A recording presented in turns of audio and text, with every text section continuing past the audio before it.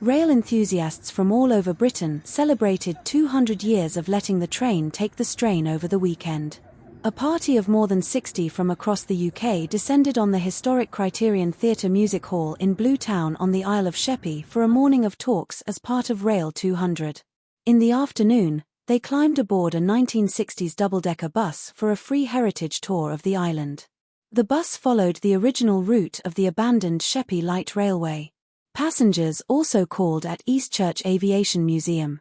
The museum is next to one of the railway stations which served the island's former RAF base. Among the party were Councillor Peter MacDonald and Jonathan Fryer, who both remembered riding on the railway before it closed in December 1950. Event organiser Vicky Wright of the Kent Community Rail Partnership said there had been a high demand for tickets which sold out in 48 hours. The nearly 9-mile-long line was opened in 1901. It was devised by light railway entrepreneur Colonel Holman F. Stevens to open up the island for more housing. It was built by engineer William Rigby. The railway ran across fields linking Queenborough in the west to Laysdown in the east and created stations at Sheerness East, Minster, Brambledown, Eastchurch and Harty. Yeah, so today is Sunday the 28th of September and we've been celebrating Railway 200. The exact birthday was yesterday, and for it we've been celebrating through a whole day full of talks and then a lovely bus tour in the afternoon going to really key sites relating to rail history across the Isle of Sheppey. And so that's what's been going on today. People have been coming. There's been a really lovely gathering of people. We've had people from Warwickshire, Gravesend, all the way across Kent coming across to visit. So it's been wonderful. It's been really lovely. We had some really special speakers for the day. So with it we had Martin Hawkins. He's a specialist about the Sheppey Light Railway, the old railway track that used to go from Queenborough across to Laysdown. And then we also had Councillor Peter MacDonald. He was talking about the time of the very last journey. So that's, around the 1950s time of the last train journey along that track. And we also had Mark Kennedy. He's from the Queenborough History Society, and he was talking about an old train track that went to Flushing Pier. And so these really ancient, old kind of rail networks that used to be here on the Isle of Sheppey and have actually really made a big influence on the development of the Isle of Sheppey that are still present here today. So we've been journeying across the landscape looking at kind of the secret whispers that are still present. You can even see some of the old kind of bollards that mark out the old train track right, kind of along a regular high street. It's quite amazing. So we've been journeying, looking and unfolding the story of rail on the Isle of Sheppey. I booked other speakers. So yes, we went on to hear from Chris Jackson from the Colonel Stevens Society. We also heard from Graham Gleaves. He is the author of a very special book called The Railways of the Isle of Sheppey. And so we heard a very interesting talk from him. And then finally, we moved on to hear about the Sheppey Light Railway Greenway project from Lee Jarmain. And so that project is really, it's really groundbreaking across the Isle of Sheppey.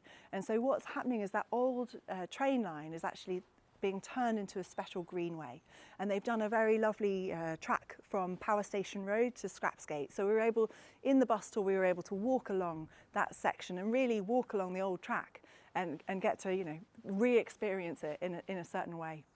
And they're continuing to do work on this all the way across the island. So it's about opening up the transport from the east to the west.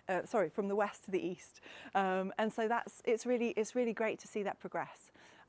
In connection to that, there is also a consultation process at the moment, in terms of getting feedback about different tracks, different routes of which will be useful to the local community. So if you're interested and if that route would benefit you, then we really encourage you to go and put your opinion out there and share it. I rocked up at Sheerness-on-Sea Station as the Youth Training Scheme trainee, and that's where it all started. So Sheerness, Isle of Sheppey, it's got a special place in my heart. And there I am a couple of years ago. The guy I was doing some work, we went, "You're writing a book on the Sheppey?" And I went, "Yeah." He went, "Oh, do you want to drive the train out there for one day?" Because I don't normally drive trains to Sheppey. And so I ended up having a special trip out here and actually got to drive the train there and drive the train back. Because I'm a train driver by trade, that's what I do for a living. There I am, less hair, less teeth, back on Sheppey. So, the book. Why write this book?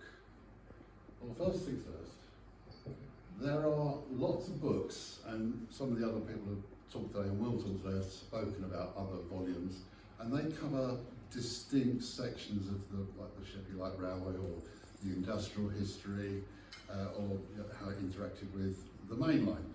There was no book that did that told the whole story of everything on the island in terms of its railway history, despite the fact that every other island, and I'm looking at you, Isle of Wight, has literally a bookshop full of books about its railway history.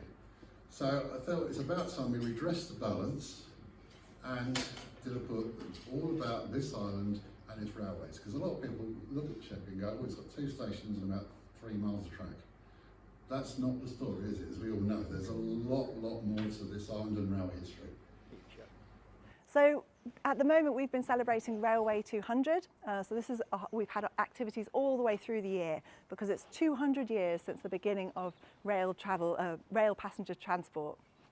And so after this time we're wrapping up, completing the Railway 200 celebrations, and we're then going to really look forward to the future. So we're all of our work is run by Kent Community Rail Partnership, so Kent CRP, and with it we always do different community activities, and it's really broad. So we do station adoptions, we work with schools to do travel training, and we also devise really creative and interesting events like today.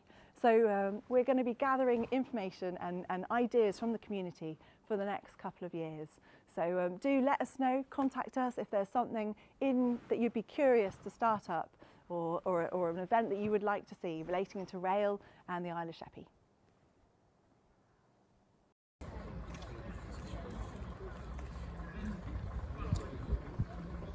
We've got some nice stuff inside.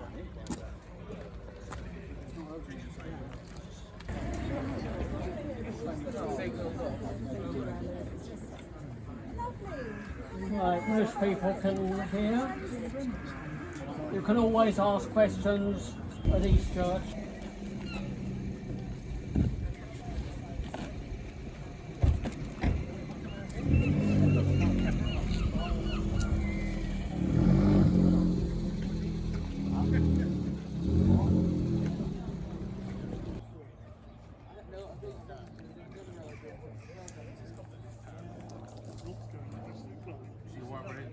The other end. You have to all be the same one.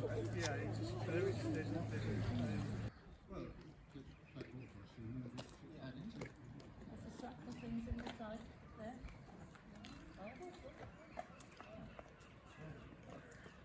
They tried patching it up over the years. I'm hoping they've given up because it's a bit of history.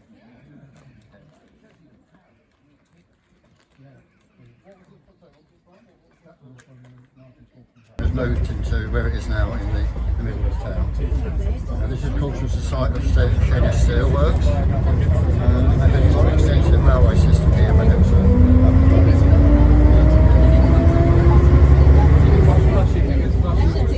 illustrations on it.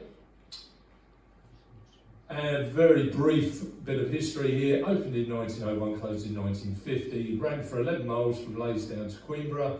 Engineered by Colonel Stevens, and the contractor for the construction was William Rigby. Over the years it carried goods, local residents, tourists, and was important in the development of early aviation in this country.